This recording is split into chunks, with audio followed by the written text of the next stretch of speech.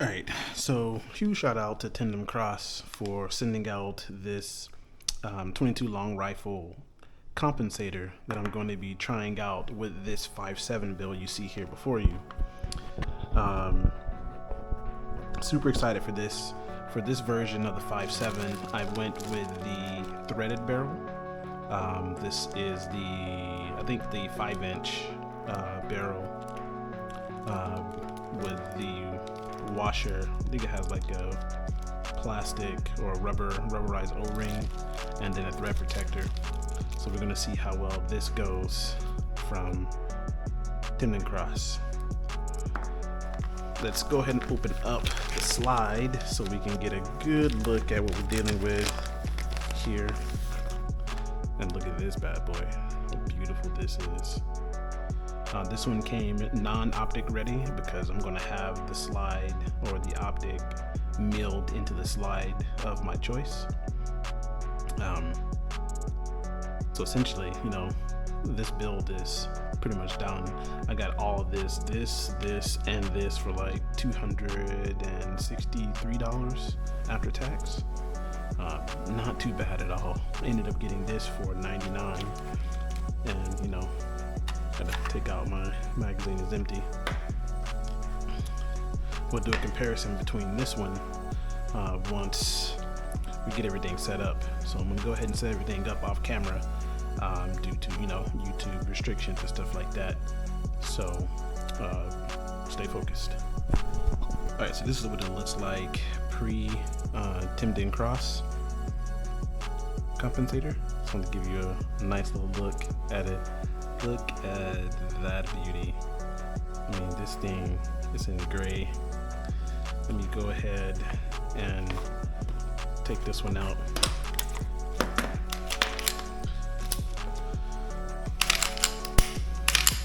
Right, so here is my 4.7 incher. I'm gonna set these kind of side by side here so you can see what they look like side by side. Beautiful. Beautiful firearms. Obviously you can tell this one has been used. This is my daily rider. It's got some paint on it, and this thing it sees service every day. So shout out to that. Put that back in there. Set this off to the side for now. All right, let's get this Tandemkross squared Pro 2 squared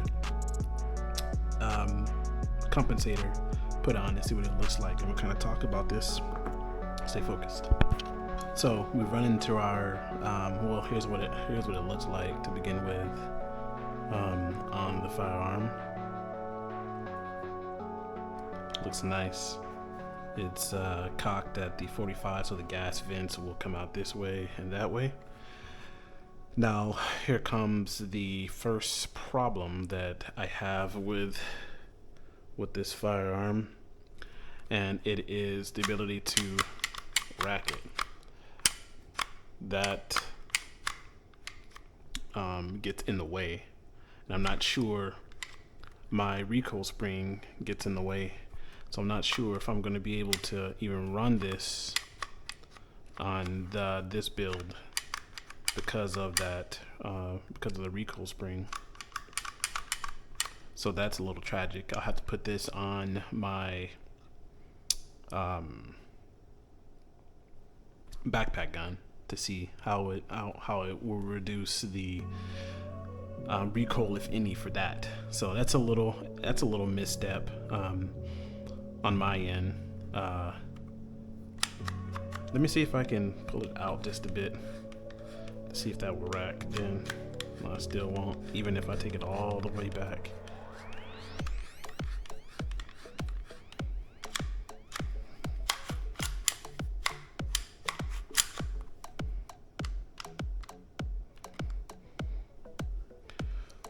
Okay, so if I take it all the way back here with the threads where they can move, then it has space to go back. But I don't think that's necessarily safe. So I'm gonna call it a no-go for the 5.7 running their Pro Squared model. Maybe the circular one might fit, but I'm not too sure. So I'll have to reach out to them and see what they say on this front. Right now it's going to be a no-go, so I'm going to go ahead and take it off, and we will continue on. Stay focused.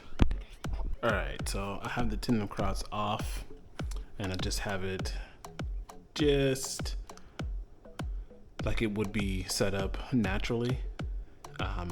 I gotta say, this thing is quite the attractive firearm. It's got a really nice hand grip. You know, look how it fits on my hands. It's just perfect here. Notice this trigger discipline here, you know. I can't preach this enough about the trigger discipline. You don't want it here. You know, if you're not ready to fire, you want to keep it right here. You know, my magazine is empty. What do you think? What do you think about this look? This was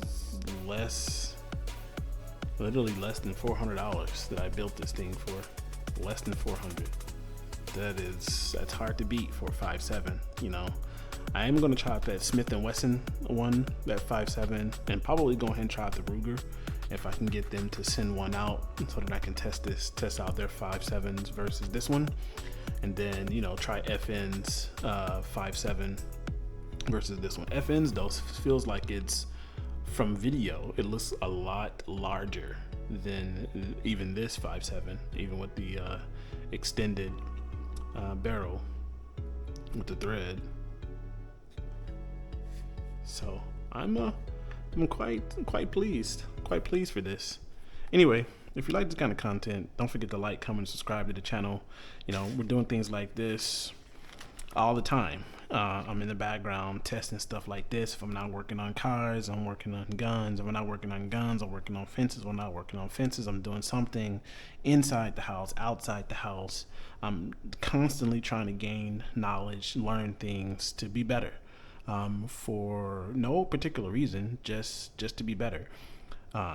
Keep your mind stimulated, learning things, and then you can use that to make more money or do more, create more things with the ideas and skills that you learn. So I can't preach that enough to everybody that will listen.